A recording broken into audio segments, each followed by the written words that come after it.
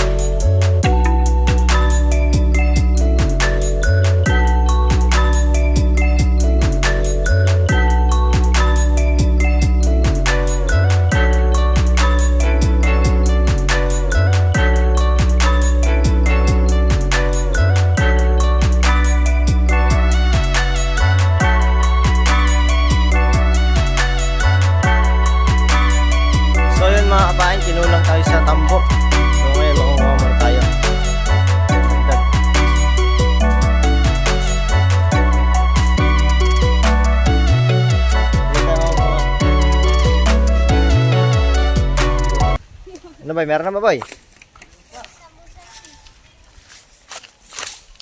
Ayan guys. Pakita ko sa inyo. So yan mga kapain. Eh nakuha namin. Dadagdagan na lang namin. Ito yung mga klase ko. Yan, katulong ko manguha.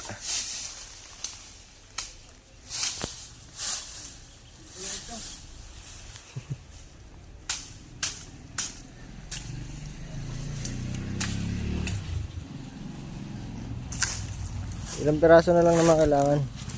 Tatapos na rin.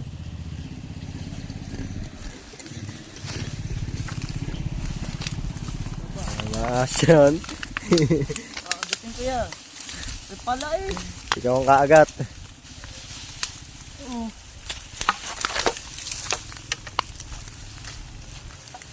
Ang bila pa rin. Ang pala yun, malalaki. Kaya nga.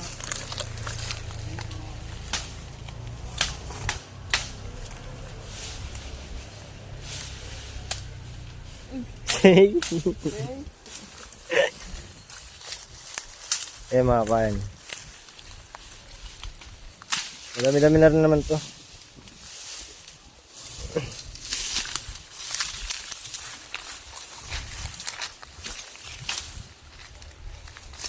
Ang project na to ay para to sa subject namin na ano, SIPAR or Contemporary Filipino Arts.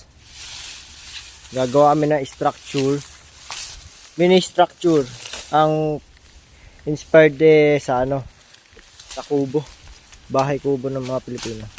Yan. Doon kami nagbase ng mini structure namin.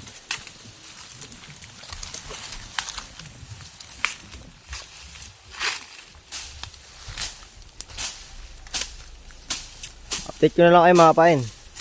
So what's up mga kapain, ito na yung mga napanguha natin. Yan. Kompleto na to, hindi na tayo kukulangin. Diretso natin paggagawa natin. Update ko na lang kayo.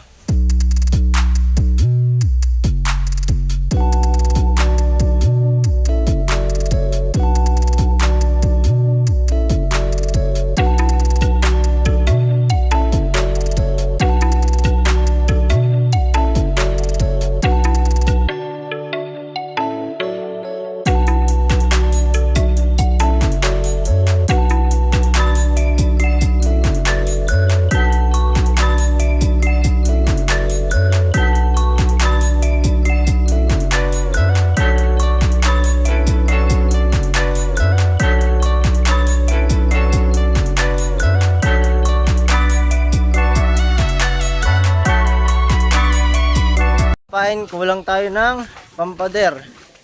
So ngayon kukuha tayo ng sasa. Dito. Saba pa rin natin si Karinjan ron. Dito lang ulit sa may pinagkuhaan natin. Papalam pa ba tayo? So yan mga kapain, kukuhain natin yan. Dahon. Kailangan natin yan eh. Kasama sa project natin. Boy, kuha ka boy. Ito mga kapain. Ayun mga kapain, nakakuha na kami. Ayan, nakadala na. Update ko na lang kayo at ayusin na natin ito. Pakita ko sa inyo ang final result. So yun, what's up mga kapain. Pasensya na, hindi ko na naipakita yung ibang ginawa ko sa project ko. Pakita ko na lang sa inyo ang kabuuan.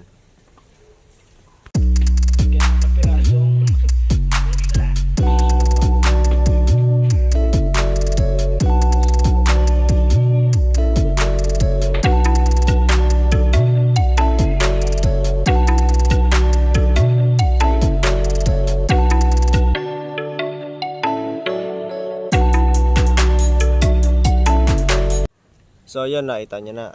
Ngayong araw ngayon yung dala ng project natin sa school. Ito dala natin tricycle kasi medyo malaki yun, di ba? Hindi ka siya. Samahan nyo ako.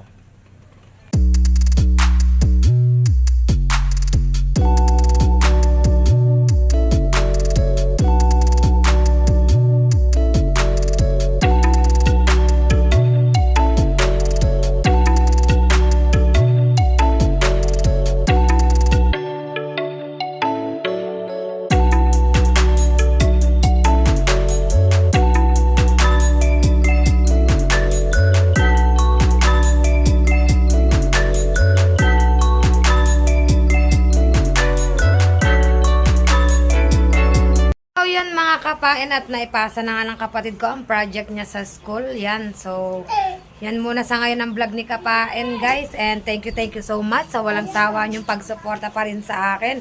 At patuloy niyo pa rin po akong samahan sa aking journeys sa pagbablog, mga Kapain. Yan, kita-kita lang po tayo sa panibagong vlog ni Kapain. Bye-bye, guys! Love you all!